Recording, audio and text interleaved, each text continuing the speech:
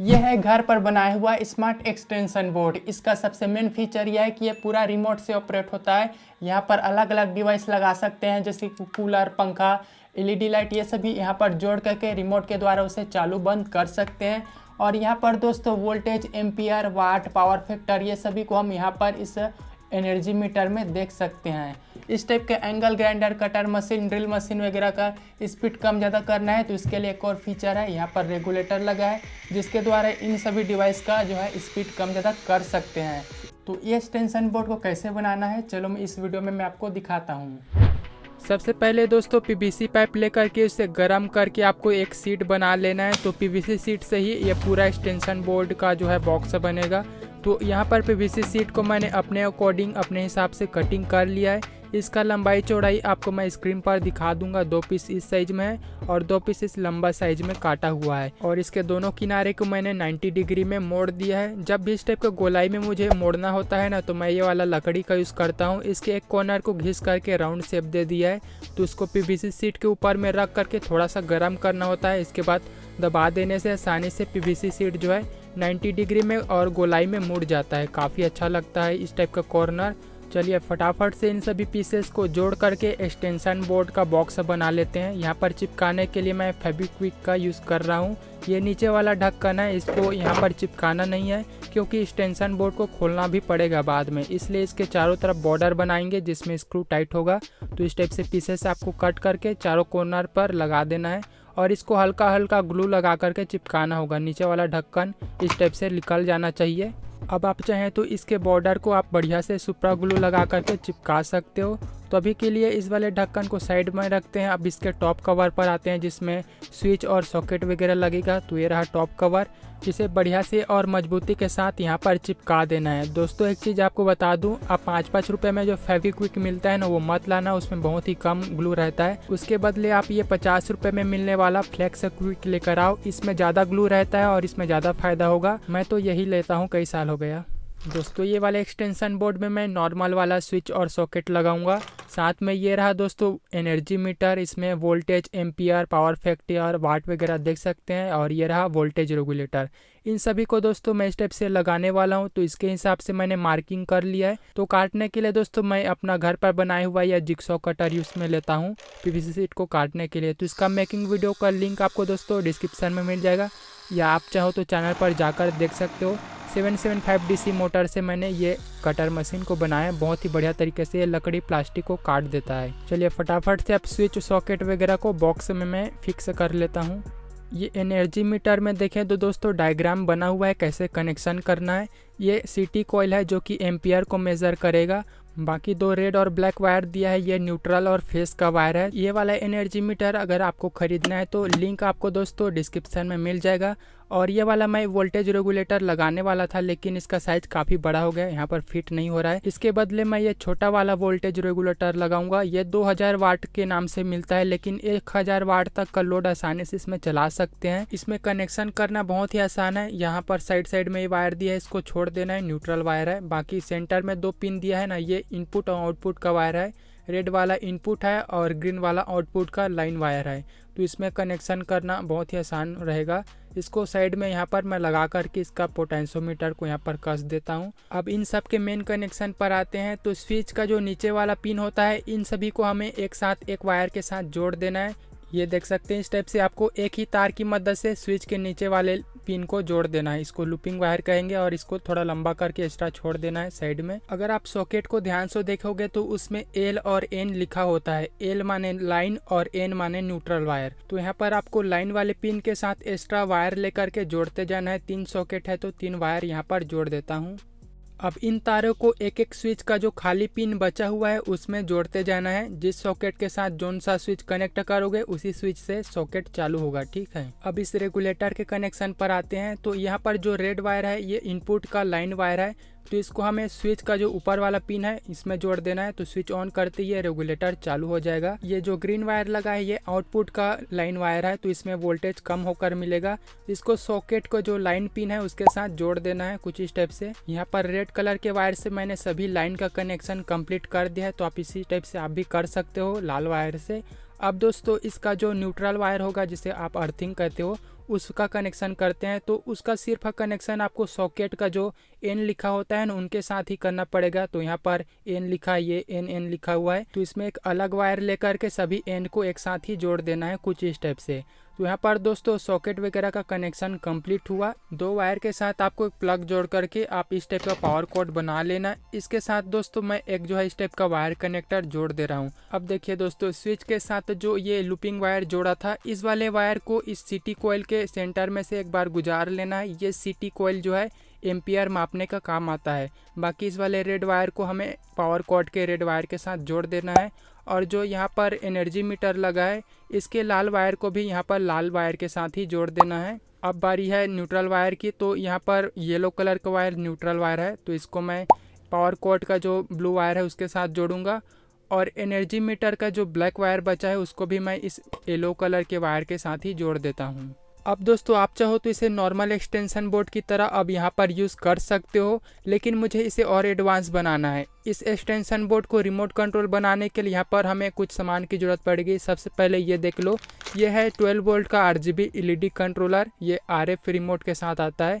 साथ में 3 रिले की ज़रूरत पड़ेगी और एक 12 वोल्ट की पावर सप्लाई की ज़रूरत पड़ेगी। अब इनके कनेक्शन पर आते हैं। तो यहाँ पर देख लीजिए दोस्तों, ये 12 वोल्ट का रिले है। इसको आपको इस टाइप से पकड़ना है कि इसका 3 पिन जो है ना ऊपर की साइड में रहे। अब इनका नाम भी बता देता हूँ। तो ये जो साइड का 2 पिन है ना, ये कॉइल का पिन है और सेंटर वाला पिन कॉमन पिन है, और बाकी नीचे का ये नॉर्मली ओपन और नॉर्मली क्लोज का पिन है। अब दोस्तों इन सभी का पूरा कनेक्शन करके दिखाऊंगा तो वीडियो लंबा हो जाएगा, इसलिए दोस्तों आपके लिए आसान बना दिया है। इस डायग्राम को देख कर के आप कनेक्शन कर सकते हो इन सभी रिले में। आप डायग्राम का स्क्रीनशॉट ले लो, फिर बाद में बैठे बैठे कनेक्शन करते रहना, ठीक है। तो यहाँ पर दोस्तों मैंने डायग्राम को कोडिंग के कनेक्शन किया। ये स्विच मैंने ऑन कर दिया। इस रिमोट के द्वारा अब यहाँ पर रिले जो है ऑन ऑफ हो रहा है, देख सकते हो ग्रीन कलर का लाइट जल रहा है, यानी एक रिले चालू हो गया। अब यहाँ पर अलग अलग कलर में मैंने अलग अलग रिले को जोड़ा हुआ है। यहाँ पर रेड कलर का रिले चालू हुआ है, ये ब्लू कलर यानी कि ये वाला रिले चालू हो गया। और सभी रिले को चालू करना है तो ये वाइट बटन से होगा। तो ये सर्किट यार प्रॉपर तरीके से काम कर रहा है। दोस्तों ये RGB कंट्रोलर मैंने मार्केट से लाया था 250 रुपये में। ये रेडियो फ्रीक्वेंसी पर काम करता है। अगर ये नहीं मिले तो आप ये वाला RGB कंट्रोलर ले सकते हो। इसका रेंज थोड़ा कम रहता है और चलाने के लिए आपको सेंसर के सामने यानी सीधा में रख कर चलाना होगा। तो एक कंट्रोलर आपको 100 रुपये का मिल जाएगा ऑनलाइन ऑफलाइन।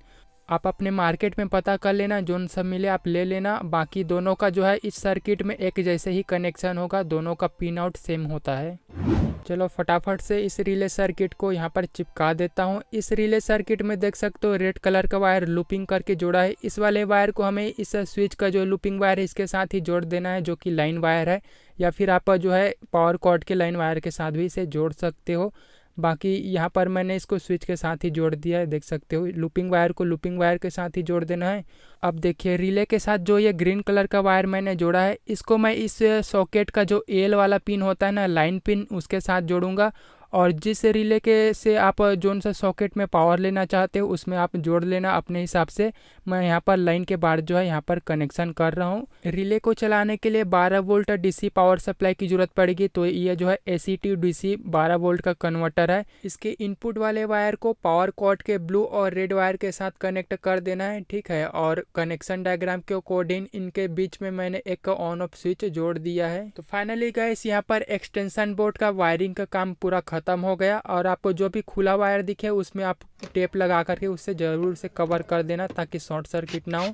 पीछे वाला ढक्कन लगा करके स्क्रू से इसको टाइट कर देता हूँ।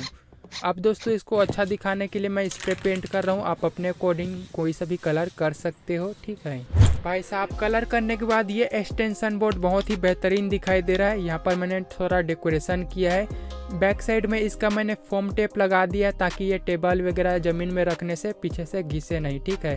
और ऊपर में दोस्तों डेकोरेशन के लिए मैंने थोड़ा सा एंटीना टाइप का डिज़ाइन दिया है। हाथ में पकड़ने से ऐसा लग रहा है कि ड्रोन का रिमोट पकड़ा हूँ। चलो फटाफट से इसकी टेस्टिंग करके आपको दिखाता हूँ। तो इसे आप नॉर्मल एक्सटेंशन बोर्ड की तरह तो यूज़ कर सकते हो, कोई भी प्रॉब्लम नहीं आने वाला है। इसमें एंगल ग्राइंडर, ड्रिल मशीन वगैरह चलाना है तो आराम से चला सकते हो। सभी डिवाइस बढ़िया से इसमें चल जाएगा। लेकिन आपने इसमें काफ़ी सारा फीचर डाला हुआ है, वो मैं आपको बताता हूँ। दोस्तों ये वाले एक्सटेंशन बोर्ड में लगा है एनर्जी मीटर। तो इसमें हम जो है वोल्टेज कितना आ रहा है देख सकते हैं। और जो भी डिवाइस इसमें लगाओगे उसका वाट यहाँ पर दिखाई देगा। और फ्रीक्वेंसी 50 हर्ट्ज़ का है। यहाँ पर वाट आवर, एम्पियर और पावर फैक्टर सभी चीज़ इस मॉनिटर में दिख रहा है। तो आप जो भी डिवाइस लगाओगे चलाओगे उसका आपको वाटेज यहाँ पर दिख जाएगा, ठीक है। थोड़ा हेवी लोड टेस्टिंग करने के लिए मैंने हॉट एयर गन ले लिया है भाई साहब। ये तो पूरा 1000 वाट ले रहा है, देख सकते हो 1 kV और 4.5 एम्पियर के करीब ले रहा है। तो यहाँ पर एनर्जी मीटर में दोस्तों कितना ये डिवाइस बिजली खपत कर रहा है, वाट आवर, ये सभी आपको देखने को मिलेगा मीटर में। बाकी आप इसमें एंगल ग्राइंडर वगैरह चलाना है, कटर मशीन चलाना है, तो इसके लिए मैंने इसमें एक और फीचर डाला है स्पीड रेगुलेटर का, क्योंकि इन कटर मशीन में स्पीड कम ज़्यादा करना कोई भी ऑप्शन नहीं आता। तो रेगुलेटर की मदद से आसानी से इनका स्पीड कम ज़्यादा कर सकते हैं।